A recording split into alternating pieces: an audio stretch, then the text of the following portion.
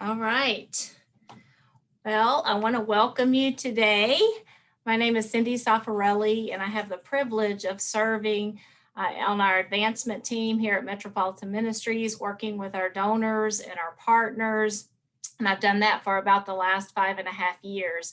I'm really excited about this initiative this year that we've kicked off called Mission and Focus. This is actually our third session. Maybe you've seen a couple of the recordings if you weren't able to participate before, and we will be recording this as well, so others that were not able to join us have the opportunity to tune in. It's really an effort for awareness, for stewardship, and really a chance for you to ask questions of our CEO and other leaders in the organization that you may have for a small group of donors like yourself. And we cannot do our work without you. So I want to be the first, but not the last, to thank you for tuning in today. So I'm not going to do a lot of talking. We will have time for questions and answers, and I will be receiving your questions as we go. So if you hear something and you want to type it in the chat at the end of our time together, we'll be getting to as many of those questions as we possibly can. So I'm excited to introduce not only our president and CEO, Tim Marks, who you might have met before, but really excited to have our Senior Director of Employment and Housing, Ms. Claudia Gunns, with us today as a special guest. And they have a lot of exciting things to share. I'm not going to give it away. And with no further ado, I'm actually going to turn it over to Tim. Thank you, Cindy, and thank you all who have joined us either live or someone will be seeing this message in a recorded format. This is all about just making ourselves available to you, to be transparent, to keep you informed, and also to do what Cindy said, which is to find every opportunity to thank you, because nothing good happens at Metropolitan Ministries without the community support. We're so grateful for the support that you've given to us.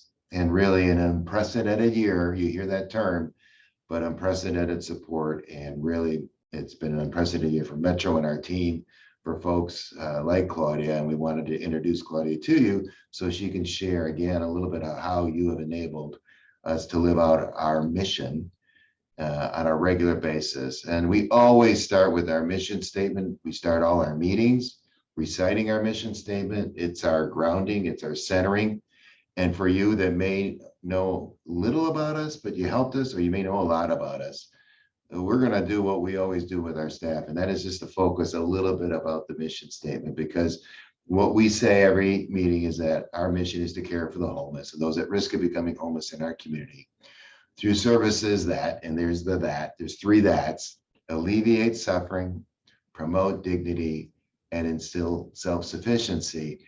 And Claudia is kind of the champion of self-sufficiency. That's why we wanted to have her come speak today. But we do all this as an expression of the ongoing ministry of Jesus Christ. And for us, no matter what your faith walk is, or if you don't have faith, we want you to understand that we believe Christ loved all, served all, and gave his all. And as an organization, we're going to love everybody that comes through the front door. We're going to love them to the best of our ability. And we're going to serve them to the best of our ability. And we're going to try to give our all, the best of our ability, to help folks find self-sufficiency, or to alleviate their suffering, or to promote their dignity. That's what we try to do each and every day. Now we have this vision statement, which is what we aspire to be.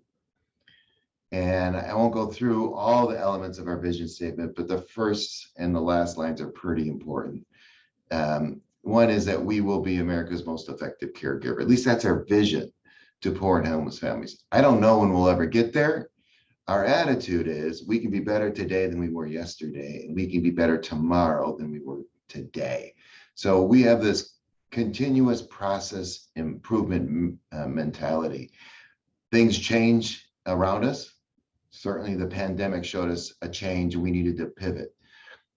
In any given year or any given moment, there's opportunities for us to become a better organization. And we're constantly looking at the data, what's going on around us, what's going on inside, listening to our clients who give us feedback, listening to our staff that gives us feedback. We're constantly looking how we can become a better organization. On the right of the screen, you see this above all. And I always joke with people, I don't know if it's a good joke or not, it's probably not a good joke, but I'm a engineer by degree. So in engineering, you focus a lot on math and science. Wasn't very good in English, but I do remember that above all means above all, right? It's the most important thing, and that is our witness, which means our actions will be to the power of love that heal broken lives and build strong, caring communities. So you can imagine there's a lot of brokenness when we help families come out of homelessness. But this idea of building a strong, caring community is just as important to us. That's where you have a role here, bringing us together as a community to make a difference. And that's what I've seen Tampa Bay do just in a tremendous manner this past year. And really in our close to 50-year history, we'll be celebrating our 50th anniversary next spring. All of this that we focus on in our vision statement is to focus on the two things on the left corner. Is to, if we're constantly looking to get better, then we're going to be giving our families that we serve the best opportunity to become self-sufficient. Another plug for you, Claudia. Then the other part is to you, the donors, you that are watching, that we want to be the best stewards of the time that you come to volunteer with us or the donations that you give to us. If we are doing our best to become better in everything that we do, it's going to help our families, but also it's our focus on stewardship. And that's really important to those who come to volunteer their time or give of their donations to support us. When it comes to stewardship, we're not heavily funded by government dollars, so we do have to fundraise. You may have gotten a letter from me here every once in a while, but we want you to know that 89% of everything that comes back to Metropolitan Ministries goes directly into programs. And so we're very proud of that. If you looked at Charity Navigator, an outside agency, we carry the highest rating, which is a 4-star rating. If you went to GuideStar, it has another rating system that looks at transparency. And we have their highest rating on GuideStar, which is a platinum rating. So all our books are financially audited independently. And I report to a board of community members made up of 30 different diverse members of our community. And they're also looking at their stewardship and providing oversight to the organization on a regular basis. This isn't my Metropolitan Ministries, it's Tampa Bay's Metropolitan Ministries and always will be. We're very proud of the culture. You've heard some of those expressions that culture eats strategy for breakfast. That just says it's so important to focus on culture. Well, we look at culture as a strategy. By supporting our staff, if our staff feels supported, they can do the hard work in supporting the family and supporting the community. So we're very proud that 8 out of the last 9 years, we've been voted as top places to work. This is an independent blind survey, but it also gives us feedback from our employees how we can continue to get better. And we just had a celebration of being in the top places to work in 21, which to think about all the work that we had to do going through the pandemic, and we're not done yet. I'm very proud of the staff and the way they feel supported here at Metro. And again, we're always looking to get better in that area. Just a couple things that we learned because of COVID is that we need to continue to get out into the community. So you're going to see more and more of us out on the streets, in the community, partnering with other agencies, supporting school social workers, supporting Boys and Girls Club, but being where the need is versus waiting for the need to show up at our front door, or this idea that the folks in need have direct access to a computer and know how to use it. We want to be in community to support the community, and you're going to see more and more of that. At the same time, some of the support for our families will become virtual, and we'll continue to support that.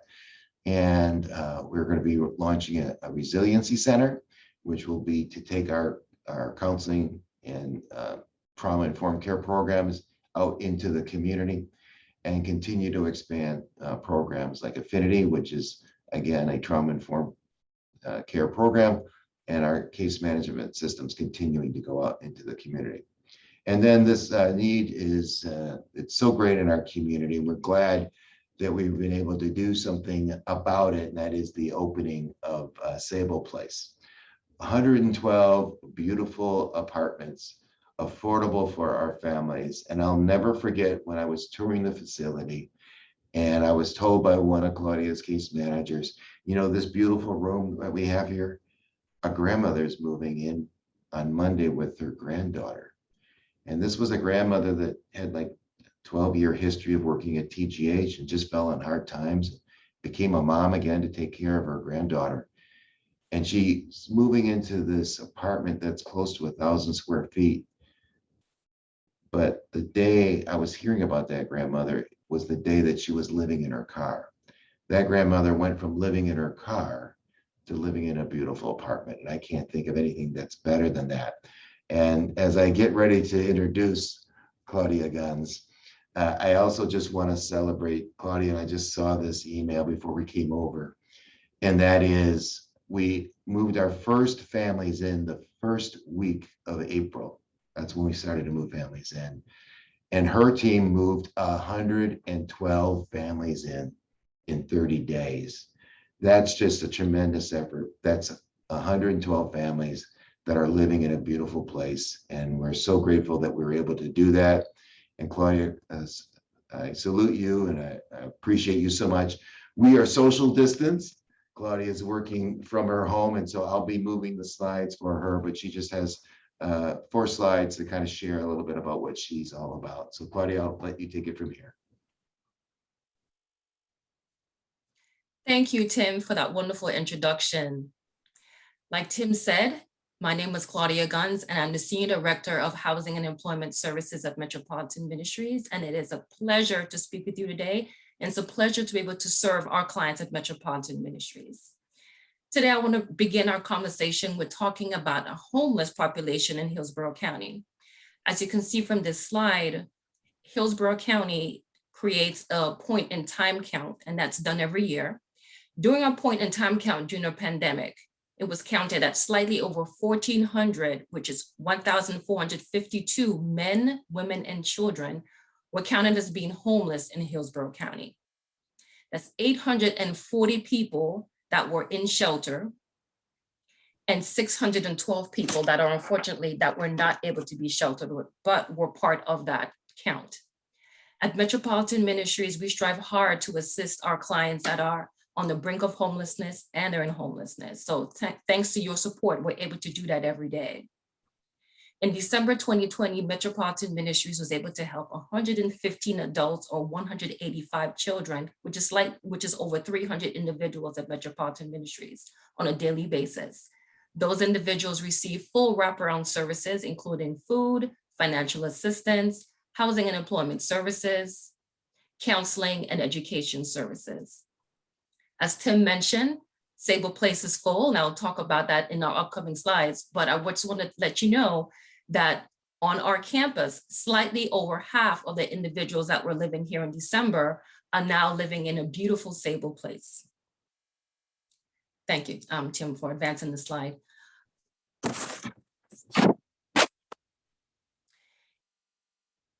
It is known that for a housing to be affordable, it means that 30% of your income, no more than 30% of your income, should be going towards your apartment or mortgage.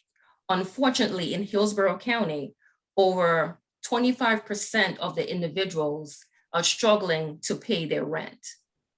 That is over 1.1 million Floridians that are considered to be severely house burdened. That's not good in Hillsborough County or in the state of Florida. And that's why affordable housing places like Sable Place is so important to our individuals that are living in Metropolitan Ministries and transitioning into their own homes. As Tim mentioned, Sable Place is 112 units. If you hadn't had a chance to tour, I encourage you to do so. It is absolutely beautiful. Our clients that are living at Sable Place have the opportunity to take advantage of full services that they receive at Metropolitan Ministries.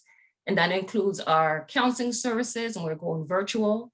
And that includes employment and housing services like financial classes and the ability to continue their career paths, and one-on-one services with our case managers. They receive food and financial assistance and community referrals and community activities. We're excited that we're having a launch party actually tomorrow at Sable Place, and that's from 10 to 12 noon. And our clients will be able to come out and enjoy fun activities and games with our case managers, counselors, and education team, and it's going to be a fun time. Tim, if you advance to the next slide. So I want to talk a little bit more about our Sable Place Employment and Housing Program. Our goal is to mimic the services that our clients are receiving at our residential campus. So there's not a break in services for our clients.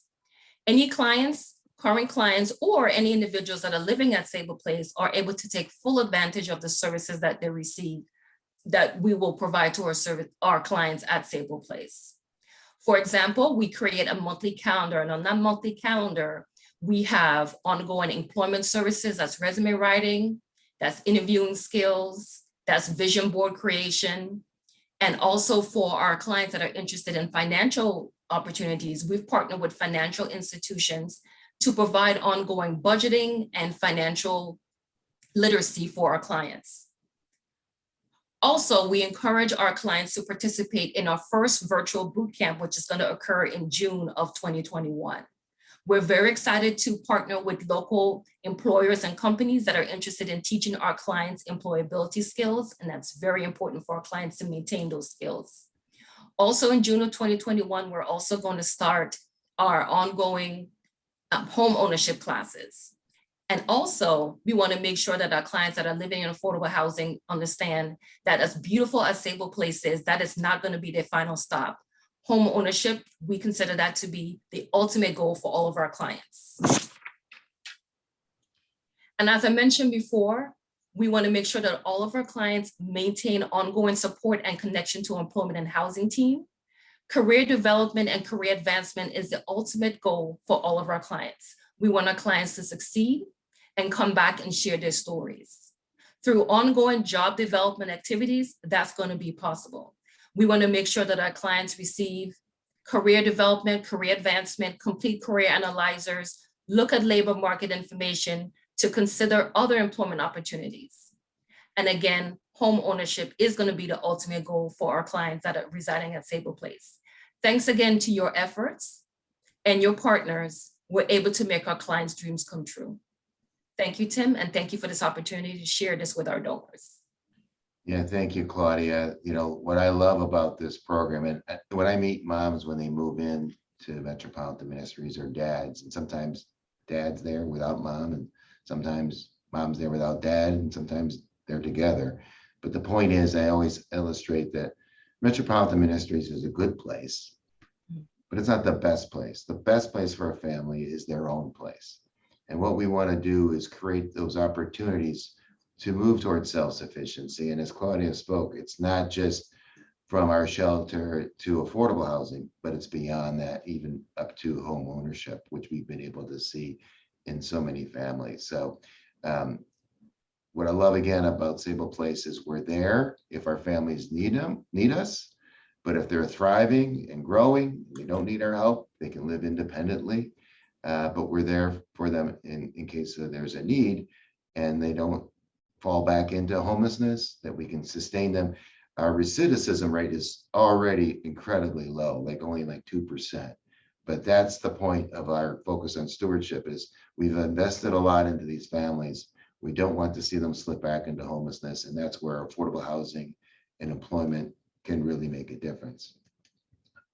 That's the extent of our conversation back at you, but we'd love to hear back from you. So I'll ask Cindy to come back in and join us, and we can just take a moment or two before people get back to their lunch and answer any questions that might have come in.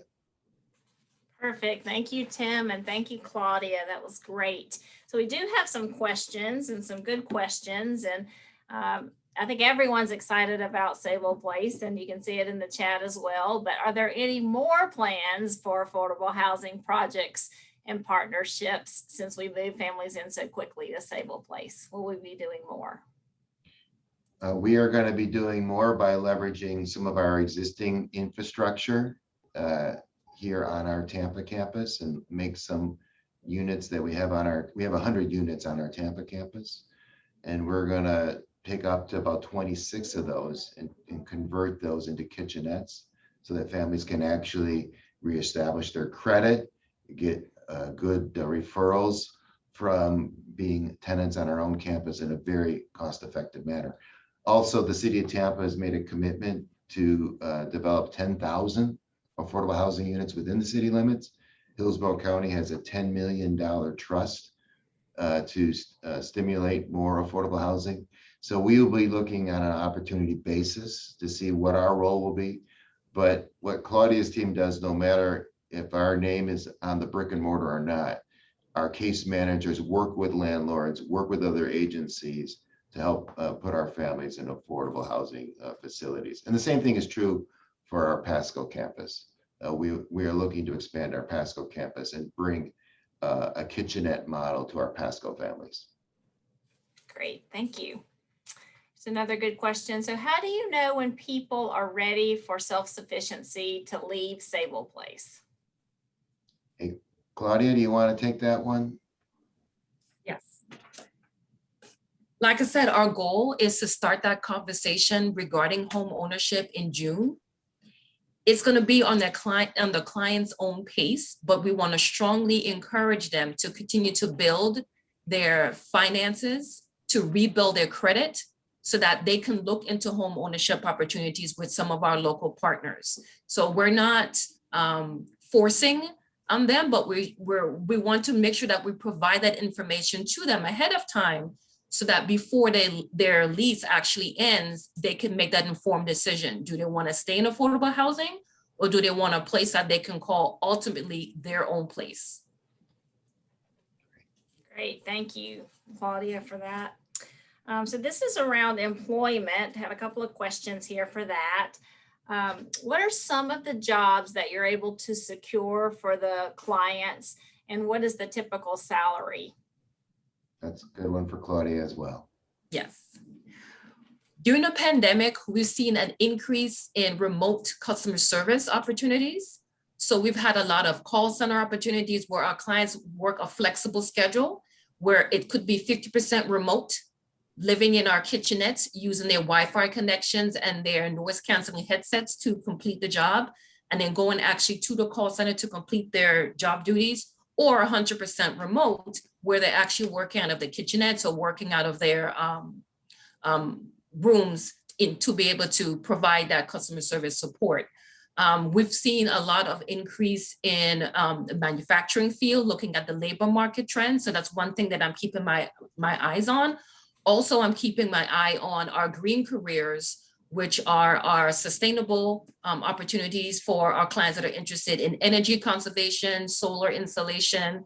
We've also seen an increase in nursing fields, and not necessarily the CNA, HHA opportunities, but sterile processing, medical assistant.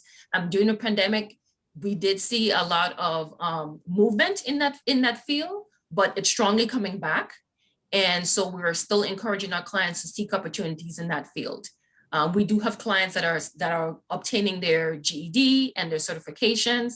That reminds me of a client by the name of Chantel. She came into our facility without a GED. She was able to obtain her GED, go to Irwin University, obtain her certificate in accounting operations, and get a job as a recruiter. So things like that just really touch my heart, and opportunities that we can provide to our clients here at Metropolitan Ministries. And again, thanks to your support, we're able to do that. Let me also give a plug to our Culinary job training program. We have a free job training program here as well as in St. Pete.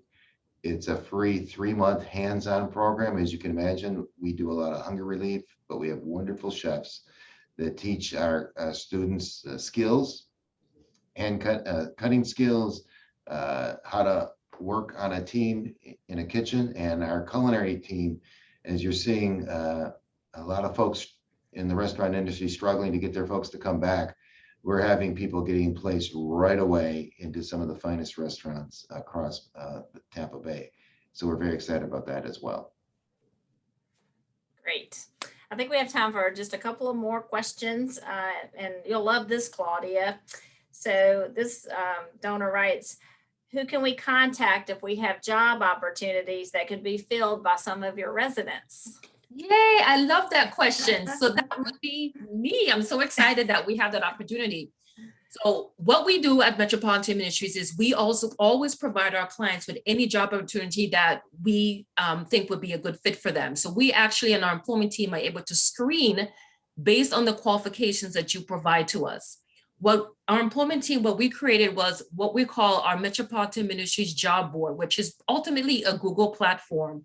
And on that Google platform, we have all of our jobs listed in categories, and we place that information that you provide to us as a job description so our clients can see that. So our clients that are living here at Metropolitan Ministries, our community clients, anyone that's connected to our job board are able to see that in real time, click on that information, whether it's a direct link, or we can give them specific instructions. If you're interested in just this job opportunity, please contact Claudia and she will give you the screening and actually refer using their updated resume. Thank you for that question. Awesome. And then let's make sure we have Claudia's contact information in the chat so that people can send her an email or give her a phone call. Great. I will do that. So the last question I think we'll have time for is, how do you determine how much the clients pay toward rent in affordable housing? Okay, that is actually calculated by the Carteret team at Sable Place. They look at the AMI, and that information is based on HUD guidelines. And they determine based on the AMI and the client's income, how much they will pay for that rent. So that calculation actually is not done by a housing team, that's done by Carteret. And they spill that information out on the lease. And that's how the client knows how much they will be paying. It's on the welcome letter and then on the lease, and they know how much they'll pay based on that AMI and HUD guidelines. Great. All right, Tim, that's all the questions I think we have time for today. I hope this was informative. My contact information is tim.marks@metromin.org, 813-209-1250. We're always interested in hearing your questions or concerns, and obviously Cindy is directly accessible as well. We thank you for taking time out of your busy day to learn a little bit more about our work and how we try to inspire hope in Tampa Bay.